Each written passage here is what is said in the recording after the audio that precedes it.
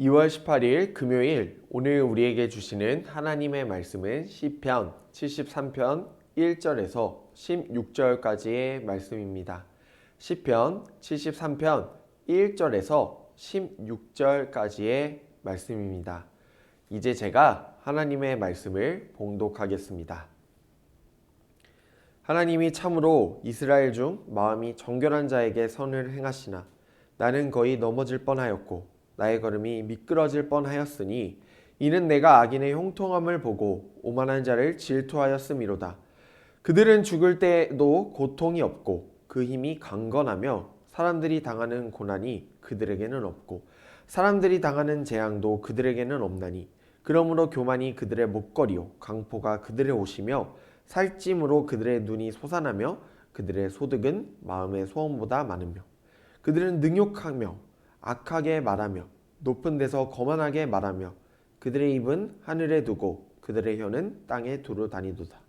그러므로 그의 백성이 이리로 돌아와서 잔에 가득한 물을 다 마시며 말하기를 하나님이 어찌알랴 지존자에게 지식이 있으랴 하는도다. 볼지어다 이들은 악인들이라도 항상 평안하고 재물은 더욱 불어나도다. 내가 내 마음을 깨끗하게 하며 내 손을 씻어 무죄하다 한 것이 실로 헛되도다. 나는 종일 재난을 당하며 아침마다 징벌을 받았도다. 내가 만일 스스로 이르기를 내가 그들처럼 말하리라 하였더라면 나는 주의 아들들의 세대에 대하여 악행을 행하였으리이다. 내가 어쩌면 이를 알까 하여 생각한즉 그것이 내게 심한 고통이 되었더니. 아멘. 오늘은 시편 73편 앞부분의 말씀을 함께 나누고자 합니다. 우리가 다 영화나 드라마를 보면 이 선한 사람들, 선역들이 등장하는 것을 잘 알고 있으실 겁니다. 그런데 뿐만 아니라 악역들, 악인들, 요즘은 또 빌런이라고 표현하죠. 빌런들이 등장하시는 것을 알 수 있습니다.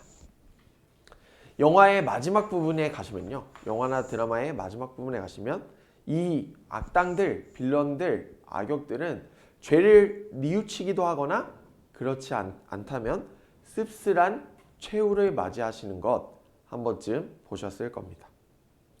동시에 선한 사람들, 선역들은 어떻게 됩니까? 영화 중간중간에 보시면, 드라마나 영화 중간중간에 보시면 이 악인들에게 당합니다. 계속. 악인들의 꾀에 속아서 넘어지거나 악인들에게 패배하는 듯한 모습을 자주 보기도 합니다. 그러나 이런 상황은 영화나 드라마에서 뿐만 아니라 오늘날 우리의 현실에서도 많이 일어나고 있습니다. 오히려 더 냉혹하고 더 리얼리티합니다. 뉴스나 기사들을 보면 여전히 이 세상은 온전하지 못하구나, 악하구나 라는 것을 알 수 있죠. 악인들과 힘 있는 사람들은 더욱 힘을 얻고 더욱 당당하고 더욱 어깨를 피고 다닙니다. 때로는 우리가 살아가고 있는 직장이나 일터에서도 우리는 이런 일들을 자주 겪기도 합니다. 오늘 본문 말씀에도 악인들이 힘을 얻고 활개치는 것을 경험한 한 시인이 자신의 감정, 이 기분을 하나님께 탄식하고 있습니다. 한탄하면서 한숨을 쉬면서 고백하고 있습니다. 이 시인은 지금 하나님께 기도하면서 자신이 처한 상황과 문제들을 하나님께 고백하려고 하고 있습니다. 이 시편 73편은 잘 아시다시피 소제목에 나와 있습니다만 아삽의 시편이라고 합니다. 이 아삽이라는 사람, 레위 지파 사람이었으면서 성전에서 하나님을 찬양하는 찬양대의 일원이었습니다. 하나님을 찬양했던 아삽이 왜 이런 시를 썼을까요? 우리는 계속해서 이 아삽의 시편을 읽어가시면서 이 아삽의 시를 읽어가시면서 묵상하시면서 과연 오늘 하나님께서 우리에게 무엇을 말씀하시고자 하는지 함께 찾아가 보면 좋겠습니다. 우리가 읽은 이 시편 73편은 시편의 5권에 해당하는 책 중에서 3번째 권에 해당하는 책입니다. 이 시편 제3권은 시편 73편부터 89편까지 해당됩니다. 그러니까 시편 73편은 시편 제3권의 시작을 알리는 시입니다. 여기서 제3권에 쓰여진 이 시들이 쓰여진 배경이 중요합니다. 조금 암울한 상황에서 시가 지어졌습니다. 바로 바벨론이라는 나라에 유다가 침략을 당하고 나라가 무너지게 되죠. 다윗 왕가가 무너지게 됩니다. 하나님의 약속, 언약이 끊어지게 된 상황입니다. 그러니 뒤엔 아무것도 없고 더 이상 잃을 것이 없는 그런 침울한 상황이었습니다. 그래서 이 시편 제3권에 속한 시들은 이 다른 시편들보다 분위기가 상당히 우울하고 암울하다라고 거듭 말씀드릴 수 있습니다. 나라가 무너진 상황에서 이 상황을 묵상하고 회상하고 아파하면서 하나님께 탄식하고 한숨 쉬는 시들이 들어있죠. 반면 이를 반면교사 삼아서 다시 하나님 앞에서 말씀을 붙잡고 겸손하게 행하자라는 시들이 들어있습니다. 지혜와 교훈적인 내용들도 들어있습니다. 오늘 본문 속 73편의 이 시인은 하나님을 정말 사랑하고 있었어요. 마음을 다해서 하나님만 의지하고 있었습니다. 하나님이 오직 선을 행하시는 분이다 라는 것을 자신의 입술로 고백하고 있었습니다. 그러다 보니 정말 이 시인은 참으로 신실했던 신앙인이었구나 라는 것을 알 수 있죠. 그런데요, 2절 말씀을 보시면 이 시인은 무엇인지 모를 위기의 상황 가운데 처하게 됩니다. 3절 말씀에 그 이유가 잘 나와 있습니다. 그 이유는 바로 악인들이 형통했기 때문입니다. 악인들이 형통하다, 악인들이 평안하다, 잘 먹고 잘 산다, 두 다리 쭉 뻗고 잘 잔다, 잘 지낸다, 이런 상황을 보고 이 시인은 마음에 크게 상심하게 됩니다. 상심하게 돼요.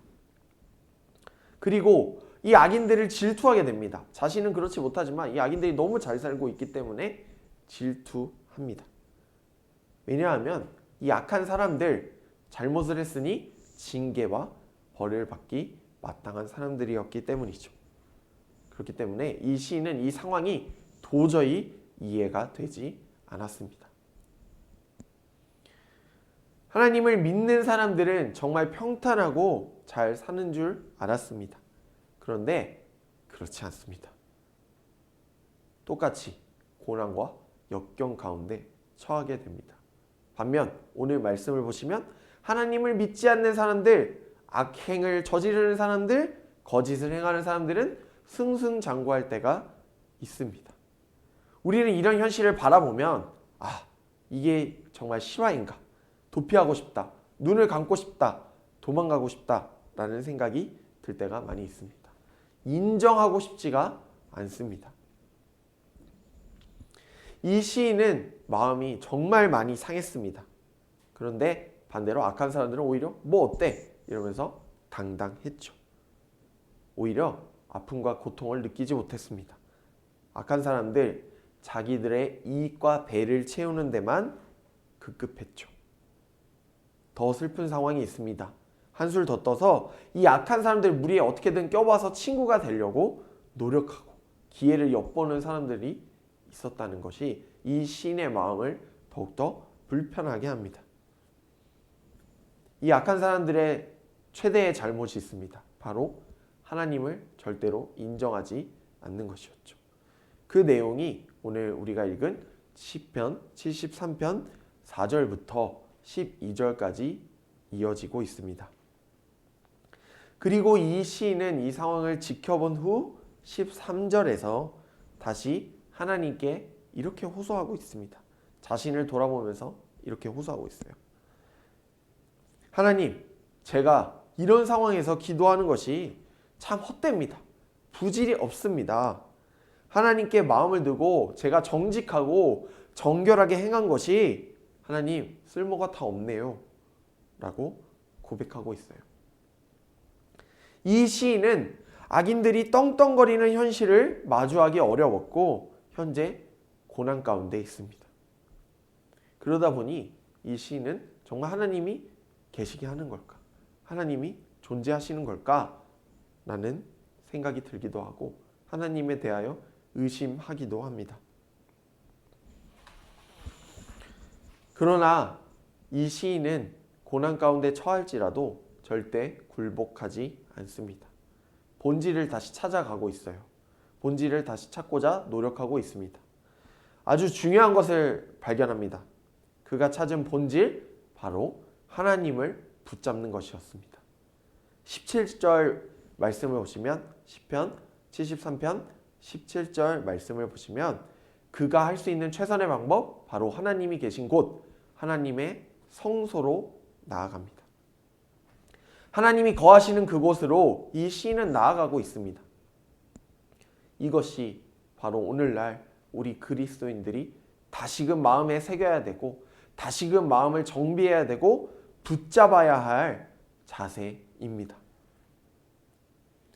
우리가 처한 현실, 상황이 어려울지라도 우리는 우리 주님이 계신 그곳으로 항상 나아가야 합니다. 계속해서 포기하지 않고 나아가야 하는 것이죠. 어떻게 나아가야 합니까? 바로 주님이 주신 이 말씀, 하나님의 말씀을 붙잡고 의지하면서 나아가야 합니다. 세상은 점점 더 악해지고 있습니다. 또 악한 사람들이 힘을 얻고 권세를 누려도 이들의 세상, 이 악한 사람들이 다스리는 세상과 나라가 영원하지 못함을 우리는 기억해야 합니다. 오직 하나님께서만 다스리시는 나라, 하나님께서 통치하시고 만들어 가시는 나라가 영원한 나라임을 우리는 함께 소망해야 하죠. 사랑하는 영암교회 성도님들, 오늘 우리가 처한 상황 속에서, 현실 속에서 우리와 함께 고통받으시고 우리와 함께 하시며 우리를 지키시는 우리 주님을 우리는 신실하게 의지해야 합니다. 그렇기 위해서 우리는 주님의 말씀 가운데 뿌리 내리며 살아가야 합니다. 우리의 마음이 흔들릴 때 우리가 혼자가 아님을 기억하시기 바랍니다.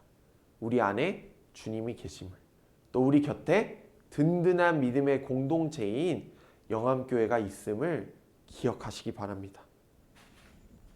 이 시간 우리를 보호하시고 사랑하시는 하나님과 동행하시면서 우리의 인생길을 차분히 차근차근 걸어가시는 사랑하는 영암교회 모든 성도님들이 되시길 바랍니다.